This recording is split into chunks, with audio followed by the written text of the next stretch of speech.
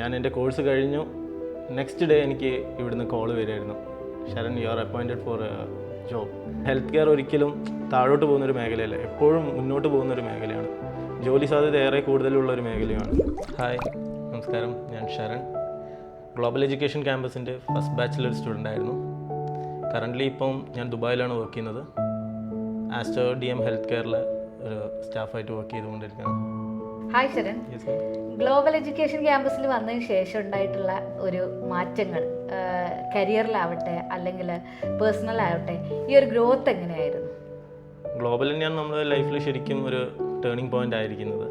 കാരണം ഇവിടുന്ന് കിട്ടിയ സ്റ്റഡി മെറ്റീരിയൽസും ഇവിടുന്ന് കിട്ടിയ എക്സ്പീരിയൻസും നിങ്ങൾ തന്ന ഇൻറ്റേൺഷിപ്പ് ക്ലാസ്സസും എല്ലാം കൊണ്ടാണ് നമ്മളിപ്പോൾ ഈ ഒരു ലെവലിൽ എത്തിയിരിക്കുന്നത്. കറൻ്റ്ലി ഞാനിപ്പോൾ ദുബായിൽ വർക്ക് ചെയ്യുമ്പോഴാണെങ്കിലും ഇവിടുത്തെ ഓരോ കാര്യങ്ങളും നമുക്ക് അവിടെ യൂസബിൾ ആകുന്നുണ്ട്. മെയിൻലി നിങ്ങൾ തന്ന IT സപ്പോർട്ട്, അതായത് ഇൻഫർമേഷനിൽ തന്നെ നിങ്ങൾ ഒരുപാട് ക്ലാസ്സസ് നമുക്ക് തന്നിട്ടുണ്ട്. പിന്നെ അതുപോലെ സ്റ്റഡി മെറ്റീരിയൽസ് ആയാൽ തന്നെ അതിൻ്റെ ഓരോ ഡോക്യുമെൻറ്റേഷൻ പ്രോസസ്സ്, എല്ലാ കാര്യങ്ങളും ഞങ്ങൾക്ക് അവിടെയും ഹെൽപ്ഫുൾ ആകുന്നുണ്ട്. 6 മാസത്തെ കോഴ്സിന് ശേഷം ഉടനെ തന്നെ ഇൻഡിപെൻഡൻ്റ് ആയിട്ട് ഒരു ക്ലിനിക്കിൻ്റെ അഡ്മിനിസ്ട്രേറ്റർ ആയിട്ട് ശരണ് ജോലി കിട്ടി അല്ലേ? ആ ഒരു എക്സ്പീരിയൻസ് ഷെയർ ചെയ്യാമോ? അതുതന്നെയാണ് എൻ്റെ ലൈഫിലെ ഏറ്റവും വലിയ അച്ചീവ്മെൻ്റ് എന്ന് ഞാൻ പറയുന്നത്. കാരണം ഞാൻ എൻ്റെ കോഴ്സ് കഴിഞ്ഞു. നെക്സ്റ്റ് ഡേ എനിക്ക് ഇവിടുന്ന് കോൾ വരികയായിരുന്നു, Sharan you are appointed for job.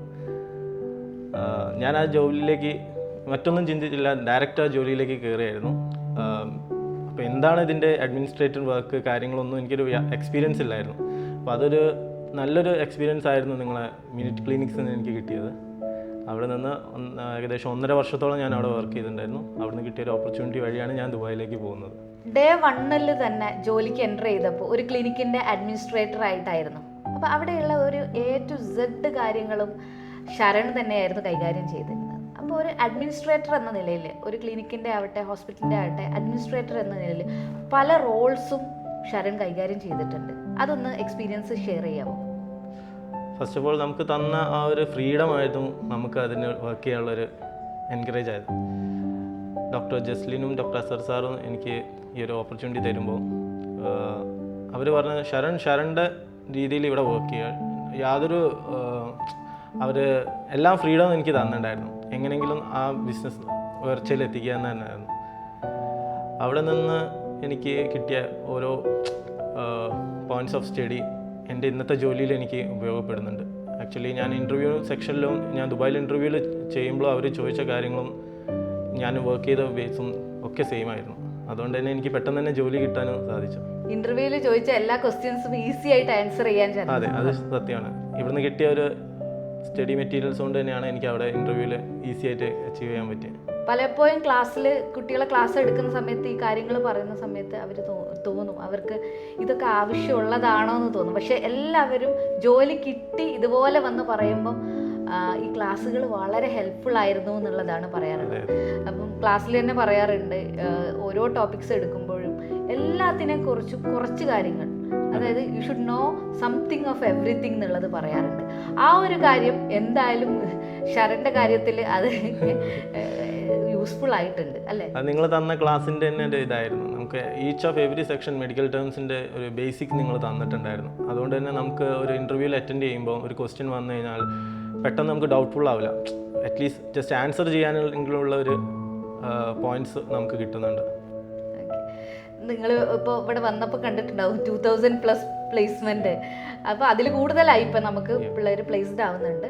അതായത് ഈ ഹെൽത്ത് സെക്ടർ എന്ന് പറഞ്ഞ ഈ ഒരു ഇൻഡസ്ട്രി റാപ്പിഡായിട്ട് ഗ്രോ ചെയ്യുകയും അതുപോലെ തന്നെ ഇതിൻ്റെ ഒരു ഡിമാൻഡ് സപ്ലൈ ഇപ്പോഴും മീറ്റ് ചെയ്യുന്നില്ല. സ്കിൽഡ് ആയിട്ടുള്ള ആൾക്കാർ ഇപ്പോഴും അധികം ഇല്ല. ഇപ്പോൾ എല്ലാവരും നോക്കുന്നത് സ്കിൽഡ് ആയിട്ടുള്ള ആൾക്കാരാണ്. അപ്പോൾ ഈ ഒരു 6 മാസം കൊണ്ട് സ്കിൽഡ് ആയിട്ടുള്ള കുട്ടികളെ കൊടുക്കുന്നത് കാരണം ഇപ്പോൾ ഇത്രയും പിള്ളേർ നമുക്ക് പ്ലേസ്ഡ് ആയി. അപ്പോൾ ഇനീഷ്യലി നമ്മൾ പറയാറുണ്ട് ചിലപ്പോൾ ഒരു ബേസിക് സാലറിയിലായിരിക്കും നിങ്ങൾ പ്ലേസ്ഡ് ആവുന്നത്. പക്ഷേ ശരണിൻ്റെ കാര്യത്തിൽ ഇപ്പോൾ ഒരു 1 lakh above സാലറി വാങ്ങുന്ന ഒരാളായിട്ടാണ് ഇപ്പോൾ വർക്ക് ചെയ്യുന്നത്. ആ ഒരു എക്സ്പീരിയൻസ്. അതെ, നമ്മൾ ഇതിൽ പറഞ്ഞാൽ നമ്മളെപ്പോഴും നമ്മുടെ സ്റ്റാർട്ടിങ് നമ്മൾ നോക്കിയില്ല, നമ്മൾ ഫ്യൂച്ചറും കൂടി നമ്മൾ പ്ലാൻ ചെയ്യണം. നമ്മൾ സ്റ്റാർട്ടിങ്ങിൽ ബേസിക് സാലറിയിലാണ് ഞാൻ വർക്ക് ചെയ്തതെങ്കിലും ഇപ്പോൾ നമ്മുടെ സാലറി ഇൻക്രീസ് കാര്യങ്ങൾ നമ്മൾ ഫ്യൂച്ചറും കൂടി നമ്മൾ ഈ ഒരു ജോലി ചെയ്യുമ്പോൾ നമ്മൾ കാണണം. കാരണം ഹെൽത്ത് കെയർ ഒരിക്കലും താഴോട്ട് പോകുന്നൊരു മേഖലയല്ല, എപ്പോഴും മുന്നോട്ട് പോകുന്നൊരു മേഖലയാണ്. ജോലി സാധ്യത ഏറെ കൂടുതലുള്ളൊരു മേഖലയാണ്. ഡിഗ്രി കഴിഞ്ഞവരും +2 കഴിഞ്ഞവരും ഇപ്പം എല്ലാവരും ജോലിക്ക് വേണ്ടി നോക്കിക്കൊണ്ടിരിക്കുക. അപ്പോൾ ഈ ഒരു 180 ഡേയ്സ് കൊണ്ട് ഈ ഒരു കോഴ്സ് കഴിയുമ്പോഴത്തേക്ക് എത്രത്തോളം ഇമ്പ്രൂവ്മെൻ്റ് ആണ് ശരണിന് ഫീൽ ചെയ്യുന്നത്, ഒരു 6 months കൊണ്ട് ഉണ്ടായിട്ടുള്ളൊരു ഡെവലപ്മെൻറ്റ്? ഫസ്റ്റ് ഓഫ് ഓൾ നല്ലൊരു പേഴ്സണാലിറ്റി ഡെവലപ്മെൻറ്റ് തന്നെയാണ് നിങ്ങൾ തരുന്നത് കോഴ്സ് കൊണ്ട് നമുക്ക് കിട്ടിയത്. പിന്നെ മെഡിക്കൽ ടേംസുമായി യാതൊരു ബന്ധമില്ലാത്ത കുട്ടികൾക്ക് പോലും നല്ലൊരു